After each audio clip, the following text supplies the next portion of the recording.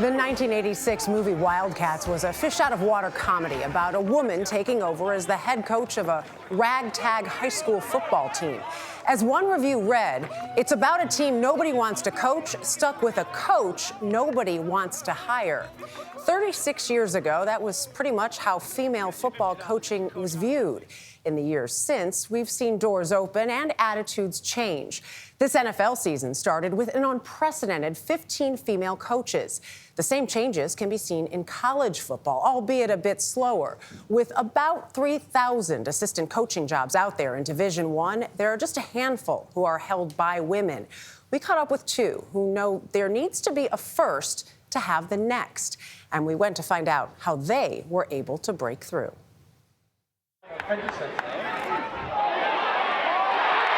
It is kind of surreal that this is what I do for work, because I was always going to be a coach. I didn't know it was going to be football for a really long time. Brown University's quarterbacks coach Heather Marini grew up in rural Australia. In her words, a long way from American football. But sports, that's a different story. So I played everything I possibly could in school, from tennis and badminton to being on the swim team. But American football was not a part of your childhood. It certainly was not. I didn't see football for the first time until I was 18 years old and started dating my now husband, who played. What did you think of it the first time you saw it? It was the craziest sport I'd ever seen, and I was not going again. But like her future husband, with football, it was a marriage meant to be. Marini became a student of the game, first coaching with Australia's under-19 team, then playing with Australia's national team, and now with the Boston Renegades in the Women's Football Alliance. It really was, a combination of it being all the sports that I knew and just all rolled into one, as well as this curiosity of the tactical aspects of football. Marini found that being a woman wasn't seen as a hindrance, but an unexpected asset. More accurate. Here and there, you would have a new parent come down and they're like, wait, this woman's gonna boss my son around for a couple of hours. Right. Yeah. But then I would have a parent of a returning player who would turn around and be like, oh, no. Like, she's going to be the best coach your son's ever had. Like, just wait. It's gonna be. How effective it is in recruitment kind of surprised me. There is kind of a dynamic where the moms of these players really like to see it. That positive impact is something Brown head football coach James Perry has seen a side of, with Marini a part of his staff for 3 seasons. I think they like seeing their son's going to have a staff that has a lot of different viewpoints and ideas, and in this case, a woman on the staff. It's pretty transparently obvious to me that it helps us in recruitment. Your ball handling on it was great. Perry first met Marini at the NFL's annual Women in Coaching Forum in 2017. The next year, he hired her as a quality control coach. In 2020, she took over as quarterbacks coach, the first female position coach in Division I football. Has Heather made your team stronger? In a very real way, and I think the quarterback room, it's especially true because when quarterbacks are coached by a couple different personalities, it's always most effective. She does much more, if not better, as far as game planning and really breaking down film. Jake Wilcox was Brown's starting quarterback this season. Do you think there's one area of your game right now that you think she has really helped you with the most? Definitely, yeah. I would say my footwork is the biggest thing. Get up onto those toes. While Marini may be just another coach around here, she knows to the rest of the football world, she's anything but.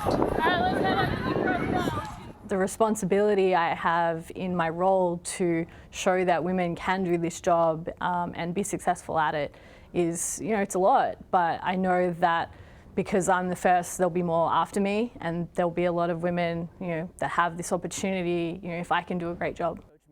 Women like the University of Michigan's Mimi Bolden-Morris, in college sports, a grad assistant who, in Bolden-Morris's case, works with the Wolverines quarterbacks. It's a position she admits she didn't always see herself in. I can't think of a woman who would have even been in a coaching position when you were a kid that you would have seen. No, none. My dad was my brother's coach my whole life. I was his water girl, but I didn't really think that would be my thing. I thought I was going to be a doctor. But as a kid, Football was definitely in her blood. Her younger brother Mike, currently a star defensive end at Michigan, remembers his big sis as his flag football quarterback. What's her arm like? Oh, she's a rocket. Did she always as a kid, too? Oh, she had a rocket over the arm. I wanted her to be my quarterback, but my mom won't let her. Yeah. Mom wanted her to be a cheerleader, all the girly stuff, but she wanted to play football. Mike said he wanted you as his quarterback, but Mom didn't want you to keep playing. No, she didn't. My dad would let me play quarterback at my brother's practices, and she wasn't having it. She wanted me to be her mini-me. But Bolden-Morris stuck with sports, earning a basketball scholarship to play at Boston College for 3 seasons, followed by Georgetown, where she'd lead the Hoyas in scoring her final year. You're going to stick with the zone. You have to mark her at all times. There's Milan Bolden-Morris. While still playing basketball at Georgetown, Bolden-Morris set her sights on coaching football. That's when her mom stepped in. My mom reached out to Coach Harbaugh. Your mom, who you just moments ago described, it was the dance team, the cheerleading. Yeah. Your mom reached out because your brother was playing here. And I didn't know until I got a call from Coach. And I was like, what?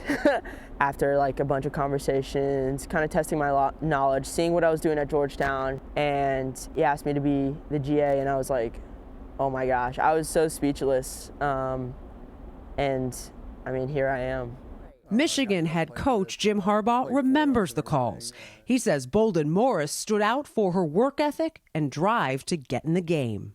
She didn't even tell me this. I found out from the Georgetown coaches that she was volunteering on the Georgetown football staff. Right. She just wanted to be ready. She's not scared. She's been in pressure situations. She's got a great focus, but also a looseness of somebody that's actually been there and done it and has her own ideas. I love it when she, Coach, why are you doing it that way? Don't you think this way might be a little bit better? For Bolden-Morris, it's how she's always been, and she knows with her success, others will have a chance to follow. I'm excited because there's a whole new mine to mine gold from that I didn't know existed. And the great thing is Mimi turned us all onto that possibility. What does that mean to know that just by being here, you're already a role model for so many? I'm just so blessed that God put me in this position to be able to inspire. And my only hope is that by me doing what I'm doing, it inspires others to do what it is that they want and know that they can. Let me be clear here with Mimi's mom. She's 100% behind her now, and she said she lets her be her now, so that's a beautiful thing. And you talk to these players, it's so clear. Whoever makes them better in whatever way, that's what they want. I'm old now, I'm realizing it really is about the best person, does not matter. Man, woman, blue, green, whatever it is. Copy, paste, and repeat. Yep. Great story. Yeah, it really was.